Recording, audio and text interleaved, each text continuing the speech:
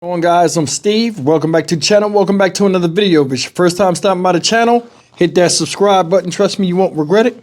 If you're a returning subscriber, as always, guys, welcome back, and I do appreciate the support. Guys, we got some news out of Detroit, Michigan regarding the Naziah Harris case. If you guys don't remember her, January 9th of last year, this young lady went missing. And she was 13 years old. And this guy right here, Jarvis Butts, supposedly an uncle of, Naziah Harris, or considered an uncle. This guy, at 42 years old, is arrested with her murder. Now, he had a court appearance today, and they're going to see if he's going to stand trial with the evidence that's present. This guy right here is a real piece of work. If you don't remember this story, he was arrested in September. Let's go back a little bit and talk about what type of person this guy was and why he's in the position he is now, where he was seen in court today. This is truly upsetting. Brace yourself. An already horrific story gets worse. A man is charged with murder and sex crimes after investigators say he killed a 13-year-old girl to hide the fact that he had gotten her pregnant. The body of 13-year-old Naziah Harris, though, has never been found. That's despite a lot of searching since her disappearance in January. Today, disturbing new details came to light as 41-year-old Jarvis Butts appeared in court to face several charges, and not just linked to Naziah. Sean Lay is live with these new revelations. Sean, it is difficult to even say out loud what this man is accused of doing. I'm glad you said that, Kimberly. Absolutely. Stomach turning, every fact that we're revealing and digging on this story. Absolutely. We're talking about motive here. We're talking about a guy, 41-year-old Jarvis Butts, just inside 36th District Court.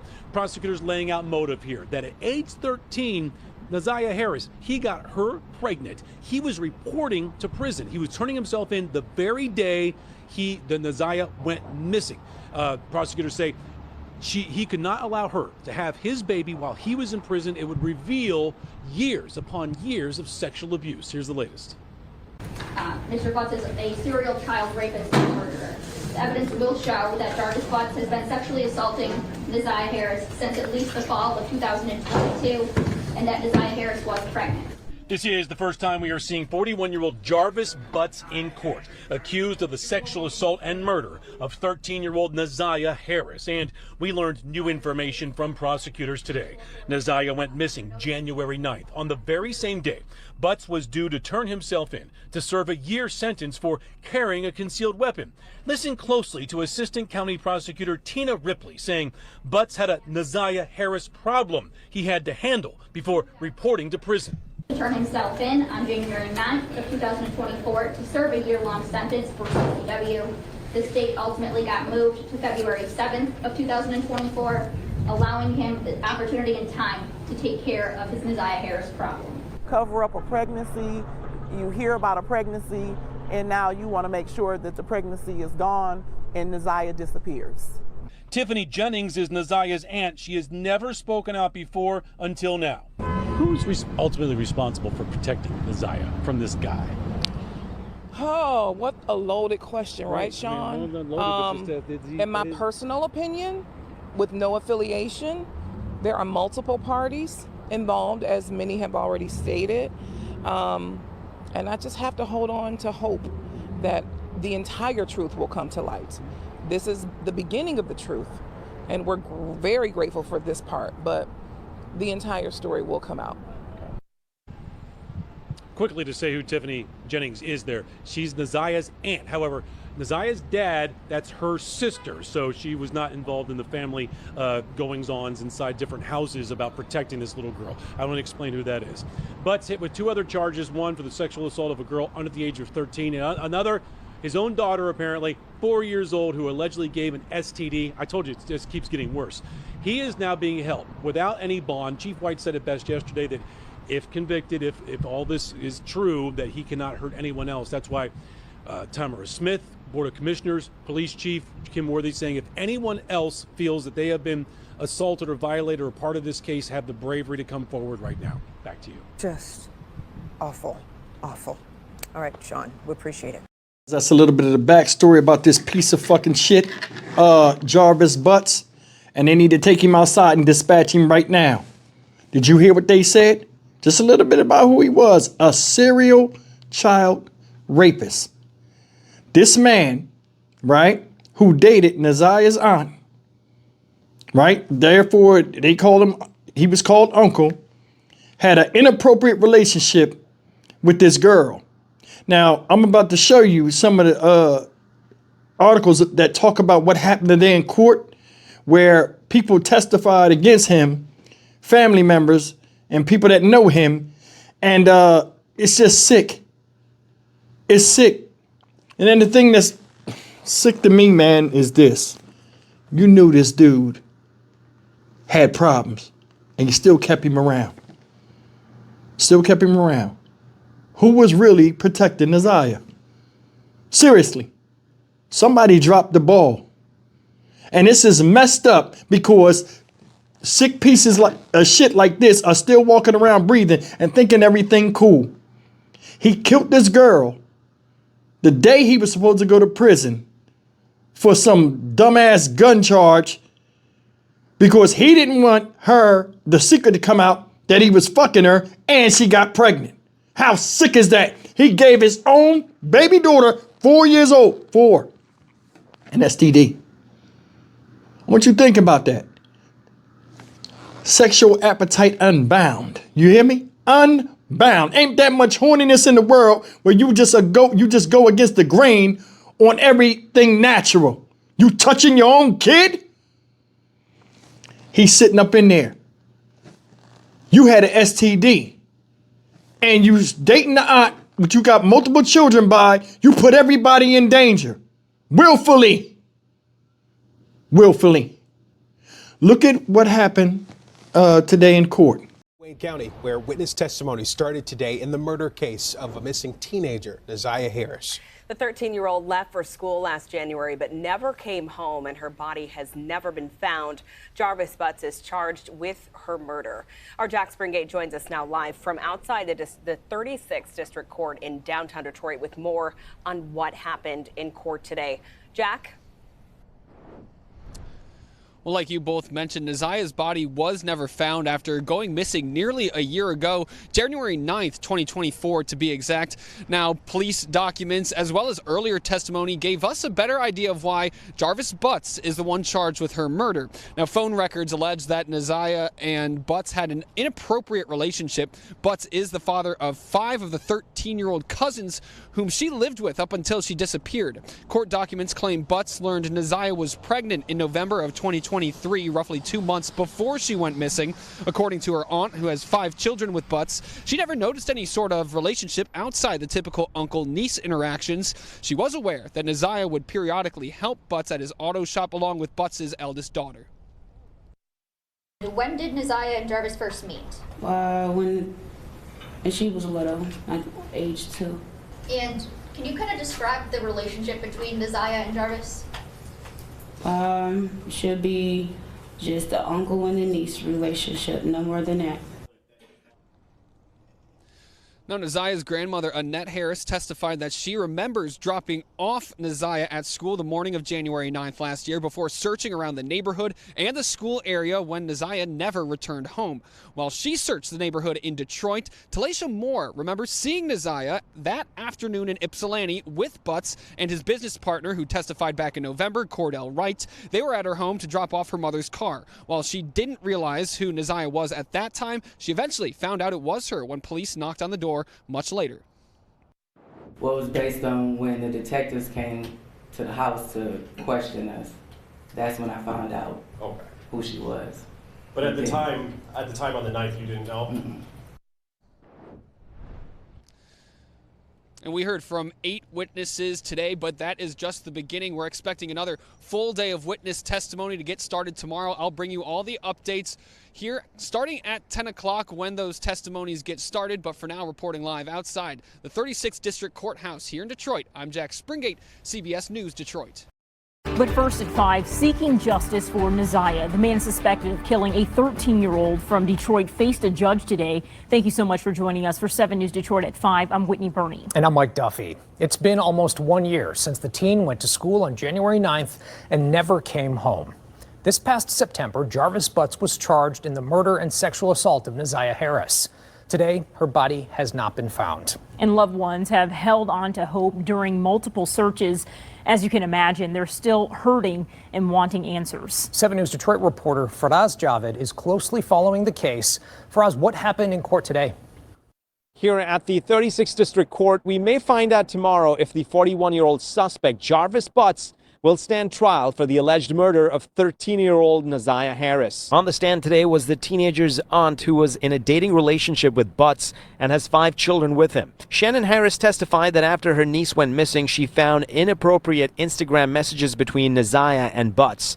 Also on the stand was the detective who led the search for the teen, introducing evidence like Neziah's red and black Nike gym shoes they found discarded with some of her clothing in a wooded area. Also on the stand today was Neziah's maternal grandmother, who actually adopted her. Prosecutors asked Annette Harris about Neziah's contact with Jarvis Butts outside of their home. Did you know Neziah to go to Mr. Butts' place of work to assist him with anything there?